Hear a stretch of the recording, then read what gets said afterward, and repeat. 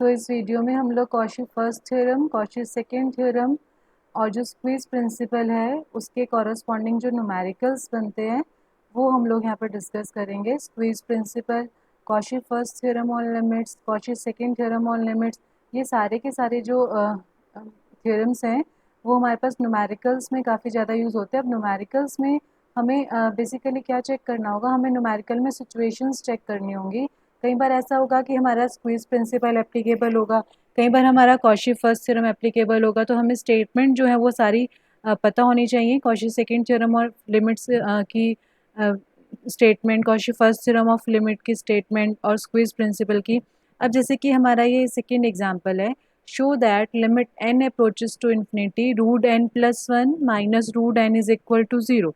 अब हम लोगों ने जब स्टार्ट किया था, बेसिकली अभी हमें यही प्रूव करना है यहाँ पर कि ये जो सीक्वेंस है वो ज़ीरो को कन्वर्ज करती है। जब मैंने कन्वर्जेंस की डेफिनेशन डिस्कस की थी इससे पिछले वीडियोस में, तो वहाँ पर हम लोगों ने एप्सिलॉन डेफिनेशन लगाई थी कि let epsilon greater than zero be given, we consider mod a n minus l and let it less than epsilon, और उसके कॉरस्पॉन्डिंग हम n greater than equal to m में जो m आता है वो हम फाइंड आउट करते हैं।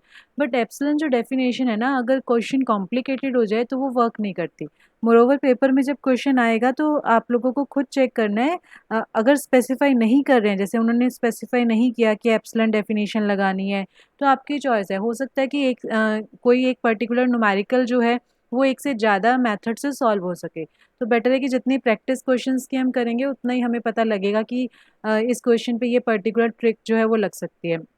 तो सबसे पहले यहाँ पे जो इंश्योर किया है, क्योंकि जो रिजल्ट्स हमने डिस्कस किए हैं वो सारे के सारे पॉजिटिव टर्म सीक्वेंस के लिए होते हैं, तो सबसे पहले यहाँ पे ये इंश्योर किया है यहाँ पे कि ए एन जो है वो ग्रेटर देन ज़ीरो है। वो ऐसे, आप चाहे एन को वन पुट करो, n stands for natural number here, n को चाहे वन पुट करो, टू पुट करो, थ्री पुट करो, कुछ भी पुट करो, अल्टीमेटली जो फर्स्ट फैक्टर है वो सेकेंड फैक्टर से ग्रेटर रहेगा, इसलिए ए एन जो है वो पॉजिटिव टर्म की सीक्वेंस है। सो ये जो हमारे पास रूट में है, पहले हम लोग रूट को ख़त्म करते हैं। हमने रैशनलाइजेशन करी, जो फैक्टर था उसमें सिर्फ साइन चेंज करके मल्टीप्लाई एंड डिवाइड किया। उसके बाद हमारे पास ये वाला फैक्टर आ गया, one upon under root n plus one upon root n. अगर हम चेक करें, हमने एप्सिलॉन डेफिनेशन में भी कई क्वेश्चंस में ट्रिक अप्लाई की थी। हम लोगों ने चेक किया था कि अल्टीमेटली हमारे पास सिर्फ एन रह जाए ताकि हम लोग उसे greater than equal to m के कॉरस्पॉन्डिंग काम कर सके। तो यहाँ पर भी थोड़ा सा, अगेन हर क्वेश्चन में डिफरेंट स्टेप्स हैं। यहाँ पर हम लोगों के पास ये टर्म आई। अब इस टर्म को मैं अभी ये चाहती हूँ कि सिर्फ एन के टर्म्स पे कन्वर्ट हो जाए। यहाँ पर अभी दो टर्म्स हैं जिन्हें हम आगे सॉल्व नहीं कर पाएंगे, तो हम लोगों ने क्या किया, इस पर्टिकुलर टर्म को हम लोग इससे कंपैरिजन कर सकते हैं। तो जैसे अब अगर हम चेक करें, यहाँ पे जो डिनोमिनेटर है और जो इसका डिनोमिनेटर है, इसका डिनोमिनेटर जो है वो ज़्यादा बड़ा है क्योंकि इसमें दो फैक्टर्स का एडिशन है पॉजिटिव में। तो दैट मीन्स जिसका डिनोमिनेटर बड़ा होता है वो फ्रैक्शन उतना ही क्या होता है, छोटा होता है। तो यहाँ पर हम लोगों ने इस फैक्टर को किससे लेस किया, वन बाय रूट एन। ये जो कंपैरिजन वाला मेथड है ये बहुत सारे न्यूमेरिकल्स पे अप्लाई होता है। तो हम लोगों ने चेक किया कि जो ए एन है वो हमारा ग्रेटर देन ज़ीरो है, ज़ीरो से तो वो ग्रेटर है, और वन बाय रूट एन से क्या है, वो लेस है। ये हमने अभी चेक किया। अब हम ये लास्ट जो सीक्वेंस है पहले हम इस पे डिस्कस करते हैं। ये जो लास्ट सीक्वेंस है, अगर मैं इसमें एन को इन्फिनिटी लूँ तो वन अपॉन इन्फिनिटी क्या हो जाएगा, ज़ीरो। और यू कैन से ये जो सीक्वेंस है that is convergent to zero. जैसे वन अपॉन एन की सीक्वेंस मैंने डिस्कस किया हुआ है कि वन अपॉन एन वाली जो सीक्वेंस है that is convergent to zero. Similarly one upon root n जो है वो भी हमारे पास कन्वर्जेंट कितना कहाँ करेगा, ज़ीरो पे। जितने भी वन अपॉन में अंडर रूट एन हो, चाहे एन स्केयर हो, चाहे एन क्यूब हो, वो सारी की सारी जो सीक्वेंसेज हैं वो हमारी ज़ीरो पे क्या करती हैं, कन्वर्ज करती हैं। तो अगर हम चेक करें, हमें यहाँ पे एक पैटर्न दिख रहा है जो हमने स्क्वीज प्रिंसिपल में डिस्कस किया था, A n less than equal to B n less than equal to C n. That's why हमें स्टेटमेंट जो है वो बिल्कुल क्लियर होनी चाहिए ताकि हमें पता लगे कि हमें न्यूमेरिकल में यहाँ पे कौन सा थ्योरम या कौन सा प्रिंसिपल अप्लाई करना है। तो यहाँ पर हमने चेक किया, ये हम ज़ीरो सीक्वेंस मान सकते हैं। लास्ट सीक्वेंस है वो भी हमारे पास ज़ीरो को कन्वर्ज कर रही है, मीन्स फर्स्ट और लास्ट जो है वो सेम नंबर पे कन्वर्ज करें, दैट मीन्स मैं स्क्वीज प्रिंसिपल अप्लाई कर सकती हूँ। तो अगर फर्स्ट और लास्ट हमारी सेम पे कन्वर्ज कर रही हैं तो जो मिडल वन है वो भी हमारे पास कहाँ कन्वर्ज करेगी, ज़ीरो को। तो यहाँ पर हमने लिखा बाय स्क्वीज प्रिंसिपल। बेटर है जब भी आप न्यूमेरिकल्स को सॉल्व करो तो स्क्वीज प्रिंसिपल या जो भी आप थ्योरम या प्रिंसिपल अप्लाई कर रहे हो उसकी स्टेटमेंट ज़रूर न्यूमेरिकल में मेंशन करो ताकि क्लियर हो जाए कि इस न्यूमेरिकल पे ये वाली थ्योरम या प्रिंसिपल कैसे अप्लाई हुआ। तो इस तरह से हमने इसे सॉल्व किया। इसका ऑल्टरनेटिव मेथड भी है। एक ही बात है, ये फर्स्ट वाला मेथड हम लोगों ने डिस्कस किया। अब जो नेक्स्ट है लिमिट, अगेन हर क्वेश्चन की टेक्निक अलग है। रिटन प्रैक्टिस जब करेंगे तो उसके बाद ही हमें क्लियर होगा कि हम इसमें कौन से प्रिंसिपल, क्योंकि यहाँ पे देखो क्वेश्चन में स्पेसिफाई नहीं कर रहे हैं कि आपको स्क्वीज प्रिंसिपल लगाना है या कॉशी फर्स्ट थ्योरम। हाँ, अगर हम लोग प्रैक्टिस करेंगे बार बार तो उससे हमें क्लियर हो जाएगा कि हमने यहाँ पे कॉशी फर्स्ट थ्योरम लगानी है, सेकेंड थ्योरम लगानी है। अब हम नेक्स्ट पे चलते हैं, थर्ड एग्जाम्पल पे। यहाँ पे limit n approaches to infinity, कुछ टर्म्स का सम गिवन है दैट इज इक्वल टू 0। तो हम लोगों ने इसे क्या सपोज किया, हमने इसे पहले ए एन सपोज किया। उसके बाद अब थोड़ा सा ध्यान से समझना है कि अगेन हम लोग इसे क्या करना चाहते हैं, किसी फैक्टर से लेस या किसी फैक्टर से ग्रेटर चेक करना चाहते हैं। तो यहाँ पे फिर से मैंने कंपैरिजन की टेक्निक लगानी है। पहले तो नेक्स्ट पार्ट में मैंने क्या किया, नेक्स्ट स्टेप में मैंने n को n+0 लिखा, कोई प्रॉब्लम नहीं है। अब दूसरी बात, जब भी किसी स्टेप पे हम लोग लेस देन का यूज़ कर रहे हैं तो वहाँ पर हम लोगों ने लेस देन लगाना है। अगर हमने किसी स्टेप पे सिर्फ कैलकुलेशंस की हैं तो हमने इक्वालिटी लगाना है। तो यहाँ पर अगर हम इस स्टेप से इस स्टेप पे जाने की बात करें तो हमने सिर्फ एन स्केयर को n+0 का स्केयर लिखा है, तो कोई हमने लेस देन का कंसेप्ट यूज़ नहीं किया। तो इसलिए हमारे पास क्या होगा, इस केस में हमारे पास इक्वालिटी का साइन आएगा। नेक्स्ट स्टेप अगर हम चेक करें, अब देखो नेक्स्ट स्टेप में हमने कंपैरिजन किया है। कंपैरिजन देखो अगर हम चेक करें डिनोमिनेटर्स पे, चेक करें अगर हम, फर्स्ट टर्म तो सेम है डिनोमिनेटर, सेकंड टर्म का डिनोमिनेटर इस टर्म में था n+1 और इधर क्या था हमारा n। तो अगर हम चेक करें कि इसका डिनोमिनेटर जो है वो बड़ा है, यानी जो फ्रैक्शन होगा वो क्या होगा, लेस होगा। लाइकवाइज जो लास्ट टर्म है दैट इज 2n का स्केयर, और यहाँ पर क्या है n स्केयर। तो जिसका डिनोमिनेटर बड़ा उसका फ्रैक्शन उतना ही क्या होगा, छोटा होगा। तो अल्टीमेटली जो फैक्टर है वो इन टर्म्स से क्या हो गया, लेस हो गया। मतलब मैंने हर टर्म का 1/n स्केयर के साथ रिप्लेसमेंट कर दी। अब हमने नेक्स्ट में चेक किया कि कितनी टर्म्स हैं, ये काउंट भी करनी है कितनी टर्म्स का सम है। तो काउंटिंग मैं बता रही हूँ यहाँ पे। अगर हम इससे ऊपर वाला स्टेप देखें, 0 से लेके n तक नंबर थे।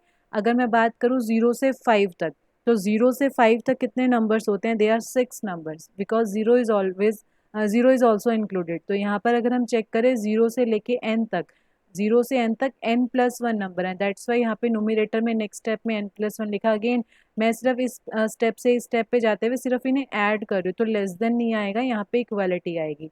तो न्यूमरेटर में ये कितने फैक्टर्स हैं, n+1 फैक्टर, जैसे मैंने अभी एक्सप्लेन किया, अपॉन में n स्केयर। तो जब हम इसे ओपन करेंगे तो ये 1/n+1/n² आ गया, यानी जो सीक्वेंस है उसका हर मेंबर इस नंबर से क्या हो गया, लेस हो गया। अब मैंने रिवर्स काम किया इसी में। इसमें अब की बार मैंने क्या किया, हर एक का डिनोमिनेटर देखो 0 1 2 की जगह हमने हर जगह n रिप्लेस कर दिया, मतलब 2n कर दिया। यहाँ पे भी n+n, यहाँ पर भी n+n, यहाँ पर भी n+n। तो अब की बार क्या हुआ कि ये जो डिनोमिनेटर है ये बड़ा है। अगर ये डिनोमिनेटर बड़ा है तो फ्रैक्शन क्या होगा, छोटा होगा। तो इसलिए अब की बार ये जो फैक्टर है ये हमारे पास क्या बन जाएगा, ग्रेटर बन जाएगा। तो इसलिए हमने यहाँ पे ग्रेटर का सिंबल लगाया। Again these are n+1 factors, तो n+1 फैक्टर्स आए हमारे पास। हमने इन्हें भी सॉल्व किया। तो अल्टीमेटली हमारे पास जो an है वो हमने इसके और इसके बीच में जो है वो प्रूव कर दिया। इसे हम लोगों ने फर्स्ट सीक्वेंस मान लिया से cn अकॉर्डिंग टू बुक की रिप्रेजेंटेशन जो है। यहाँ पर सेकंड जो माना मैंने इसे bn माना। अब फर्स्ट और लास्ट सीक्वेंस की अगर मैं चेक करूँ, मैंने वैसे ही बताया अभी कि 1/n का फॉर्मेट अगर हो तो वो हमेशा 0 पे ही कन्वर्ज करता है, और you can put infinity also. So n को अगर हम इन्फिनिटी अप्रोच कराएंगे तो भी हमारे पास क्या होगा, ये 0 होगा। तो फर्स्ट सीक्वेंस भी कन्वर्ज कर रही है 0 को, लास्ट सीक्वेंस भी कन्वर्ज कर रही है 0 को। तो इसलिए हमारे पास जो मिडल सीक्वेंस है वो भी कन्वर्ज करेगी 0 को, जो कि हमें यहाँ पर प्रूफ करना है। तो हमने यहाँ पे खुद चेक किया कि जो स्क्वीज प्रिंसिपल है वो इस क्वेश्चन पे हम अप्लाई कर सकते हैं। नेक्स्ट जो क्वेश्चन है थोड़ा सा डिफरेंट और इम्पॉर्टेंट भी है। A is any real number है जो कि 0 से 1 के बीच में लाई कर रहा है। मैंने रिजल्ट भी कई बार यूज़ किया है कि 0 से 1 के बीच अगर आप कोई नंबर लें, मैंने एग्जांपल पहले भी दिया है। सपोज़ हम लोग 0.1 लेते हैं या 0.01 लेते हैं फॉर एग्जांपल, और अगर हम 0.01 का स्क्वायर करेंगे तो नंबर और छोटा हो जाएगा, 0.001। उसके बाद उसके स्क्वेयरिंग करेंगे या क्यूबिंग करेंगे, दैट मीन्स हम पावर जैसे बढ़ाते जाते हैं नंबर अल्टीमेटली क्या होता जा रहा है, वो 0 के अप्रोच होता जा रहा है, बिकॉज उतनी ही जीरोज ऐड होती जाएगी, 0.00001 0 पॉइंट, फिर उसका हो सकता है कि 5 zeros 1, तो दैट मीन्स कि हमारे पास अल्टीमेटली जो नंबर है वो 0 को अप्रोच करेगा, और ये यहाँ पे हमें एज ए सीक्वेंस इस टर्म को क्या करना है, प्रूफ करना है। तो हम स्टार्ट करते हैं, 0 लेस देन ए लेस देन 1, रेसिप्रोकल लिया, 1 upon A is greater then 1। अब 1 अपॉन ए क्या है, 1 से बड़ा कोई नंबर है, तो मैंने इसे 1 प्लस एच लिखा। ऑब्वियसली देखो, अगर हम 1 में कुछ ऐड अप करेंगे, where h is greater than 0, मान लो मैंने 0.2 ऐड किया, तो 1 से बड़ा नंबर है क्योंकि 1.2 बन जाएगा, तो इसलिए मैंने अपनी कैलकुलेशंस के लिए 1 अपॉन ए को 1 प्लस एच ले लिया। अब मुझे एन भी पावर चाहिए, तो मैंने दोनों साइड एन पावर ले ली। नेक्स्ट स्टेप में मैंने यहाँ पर बायनोमियल एक्सप्रेशन अप्लाई किया, 1 plus n h plus n n minus 1/2h², ये बायनॉमियल एक्सपेंशन है। नेक्स्ट स्टेप में अगेन मुझे कंपैरिजन का यूज़ करना है। कंपैरिजन काफ़ी बार यूज़ होता है इन क्वेश्चंस में, सो डैट हमारा जो क्वेश्चन है वो थोड़ा सा सिंप्लीफाइड हो सके। तो यहाँ पर देखो, ये बहुत सारी टर्म्स हैं और यहाँ पर सिर्फ 2 टर्म्स हैं, 1 प्लस एन एच, तो यहाँ पर 2 टर्म्स से ज़्यादा टर्म्स हैं, तो ये वाला फैक्टर जो होगा वो ग्रेटर होगा। इक्वल भी हो सकता है अगर हमारे पास आगे के जो फैक्टर्स हैं वो 0 हो जाए, तो इसलिए यहाँ पे हमने क्या सिंबल लगाया है, ग्रेटर देन इक्वल टू। अब नेक्स्ट स्टेप, अब मैंने 1 को भी हटा दिया क्योंकि अल्टीमेटली ना मुझे कुछ ऐसा फैक्टर चाहिए जो सिर्फ n की टर्म्स में है, whether it is 1 upon root n, जैसे कि हमने पहले चेक किया था पिछले क्वेश्चंस में। तो यहाँ पे मैंने नेक्स्ट स्टेप में अगेन कंपैरिजन अप्लाई किया। क्या कंपैरिजन अप्लाई किया मैंने, यहाँ पर 1 प्लस एन एच था और यहाँ पर सिर्फ एन एच था, तो 1 नहीं है इसमें, यानी ये फैक्टर स्मॉल है, इसलिए यहाँ पे भी लेस देन का सिंबल, मतलब 1 plus n h is greater than n h, that means 1 upon A n already 0 से तो बड़ा है क्योंकि हमें क्वेश्चन में गिवन है। दैट मीन्स जो ए और रेसिप्रोकल अगर हम कर लें तो यहाँ पर क्या हो जाएगा, ग्रेटर की जगह लेस का सिंबल हो जाएगा, यानी जो ए एन है हमारा वो लाई कर गया बिटवीन 0 टू 1/nh। तो जब भी हमारे पास किसी सीक्वेंस की हमें लोअर और अपर फॉर्मेट मिल रहे हैं, तो हमें पहले ट्राई करना होगा कि क्या हम अपने क्वेश्चन पे स्क्वीज प्रिंसिपल अप्लाई कर सकते हैं। तो यहाँ पर फर्स्ट तो है ही 0 सीक्वेंस, तो 0 पे कन्वर्ज करेगी, लास्ट जो सीक्वेंस है वो भी हमारी 0 पे कन्वर्ज कर रही है, तो अल्टीमेटली जो मिडल है टर्म, मिडल जो सीक्वेंस है बाय स्क्वीज प्रिंसिपल, वो भी कहाँ कन्वर्ज करेगी, 0 को। तो अल्टीमेटली हमारा जो काम है वो थ्योरम्स को अप्लाई करने पे इजी हो जाता है कि हमें मान लो किसी कॉम्प्लिकेटेड सीक्वेंस को सॉल्व करना है, लेकिन अगर हम उस पर, क्योंकि हमें तो, अगर हम देखें, हमें तो ए रेज टू पावर एन के लिए चेक करना था, पर मैंने ए रेज टू पावर एन को तो सॉल्व करा ही नहीं। मैंने क्या किया, ए रेज टू पावर एन को 2 टर्म्स के बीच में यहाँ पे इंसर्ट करवा दिया, तो उससे बस उनके फर्स्ट और लास्ट को मैंने चेक करा कि वो कहाँ कन्वर्ज करते हैं, सेम नंबर पे कन्वर्ज करे, तो स्क्वीज प्रिंसिपल अप्लाई होगा, तो इससे हमारा काम थोड़ा ईजी हो जाता है। अब नेक्स्ट जो क्वेश्चन है, अब ये जो फॉर्मेट है थोड़ा सा ध्यान से देखना है, क्योंकि ये जो फॉर्मेट है ये हमारा कॉशी फर्स्ट थ्योरम और लिमिट से मैच कर रहा है, तो अगेन स्टेटमेंट्स बिल्कुल टिप्स पे होनी चाहिए। तो हमें क्वेश्चन को देख के पता लगना चाहिए कि हाँ, इस पे हम लोग कॉशी फर्स्ट थ्योरम अप्लाई कर सकते हैं या फिर हम स्क्वीज प्रिंसिपल पे जा सकते हैं। तो यहाँ पर कॉशी फर्स्ट थ्योरम की एक सबसे बड़ी पहचान ये रहती है कि जैसे Cauchy first theorem of limits का जो फॉर्मूला होता है कि अगर ए एन कन्वर्ज करता है ए को, and B n is equal to A1 plus A2 plus A3 up till AN upon n, then B n also converges to A. तो इससे देखो क्या बेनिफिट होगा, हमें इस सीक्वेंस को प्रूव करना है 0। ये सीक्वेंस जो है थोड़ी कॉम्प्लिकेटेड सीक्वेंस है, इसको अगर हम सेपरेट करना चाहेंगे, सिर्फ n की टर्म्स में लेके आना चाहेंगे, तो वो पॉसिबल नहीं होगा। तो हमें ऑब्वियसली इतना पता है कि हमें कोई थ्योरम तो लगानी पड़ेगी, कॉशी फर्स्ट थ्योरम से इसका फॉर्मेट मैच कर रहा है। तो अगर हम कॉशी फर्स्ट थ्योरम पे पहले जाएँ तो वहाँ पर A1 plus A2 plus AN, तो जो लास्ट टर्म होती है वो हमारी AN होती है, यहाँ पर लास्ट टर्म हमारी है 1/2n-1, तो मैंने वहीं से स्टार्ट किया, let a n is equal to 1/2n-1, limit apply की, तो मुझे पता लगा कि ए एन जो है वो कहाँ कन्वर्ज करता है, 0 को। तो अगर हम कॉशी फर्स्ट थ्योरम अप्लाई करें, हमने इसे ए एन माना, ए एन कन्वर्जेस टू ए की जगह मेरे क्वेश्चन में क्या है, 0, एंड हमें जो सीक्वेंस प्रूव करनी है वो इस पैटर्न से मैच कर रही है, then B n also converges to a and here a is equal to 0। तो डायरेक्ट हमारा ये प्रूव हो गया कि ये जो फैक्टर है वो 0 पे कन्वर्ज करेगा। तो Cauchy first theorem of limit लगाने पे क्वेश्चन बहुत सिंप्लीफाइड हो गया, अदरवाइज ये से सॉल्व करना बहुत ज़्यादा मुश्किल है। ऐसे ही हमारा नेक्स्ट क्वेश्चन है, यहाँ पर भी अगर हम चेक करें, हमें कुछ टर्म्स का सम दिख रहा है और अपॉन में n दिख रहा है, यानी ये A1 plus A2 plus A3 plus AN upon n, तो AN जो है मैंने इसे मान लिया। मैंने सिर्फ यानी ए एन को चेक करना है कि वो कहाँ कन्वर्ज करेगी।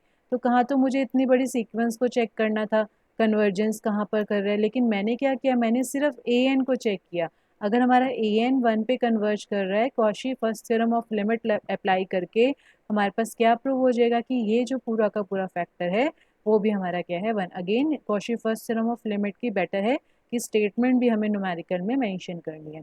नेक्स्ट जो एग्जांपल है हमारा n raise to power n upon n factorial raise to power 1 by n।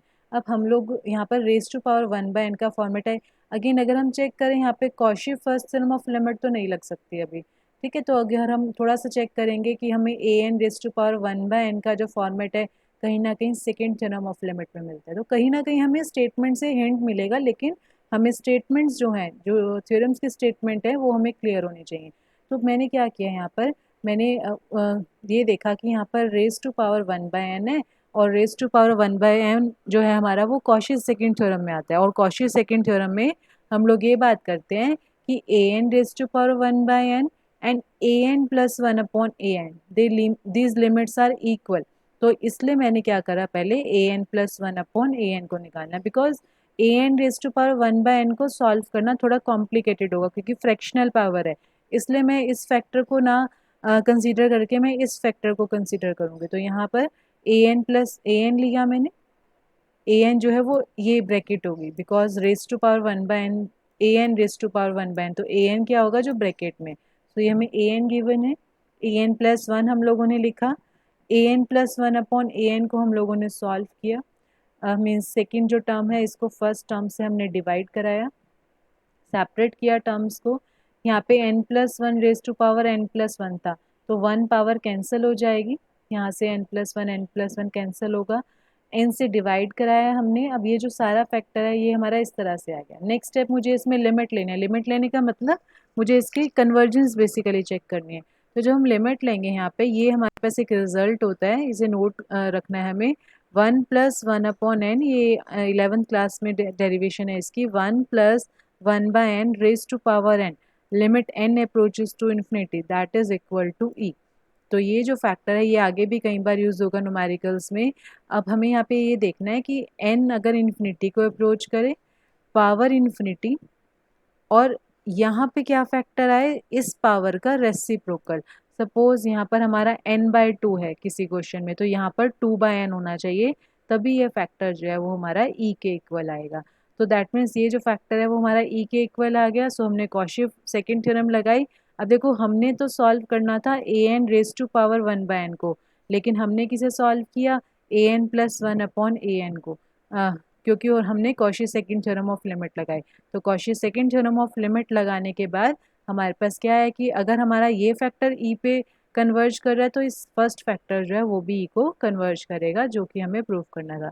बिल्कुल सेम हमारा 7th एग्जाम्पल है, n raise to power 1 by n है, तो वहाँ पर भी हमारे पास A n raise to power 1 by n, जहाँ raise to power 1 by n देखिए मतलब कॉशी सेकेंड थ्योरम का कोई कंसेप्ट है, एंड हमने हमेशा ए n plus 1 upon A N वाले फैक्टर को चेक करना है, वो कहाँ पे कन्वर्ज करेगा, जहाँ पर कि हमारा ये वाला जो ओरिजिनल फैक्टर है वो कन्वर्ज करेगा। बिल्कुल सेम वे हमारे पास 8th क्वेश्चन है,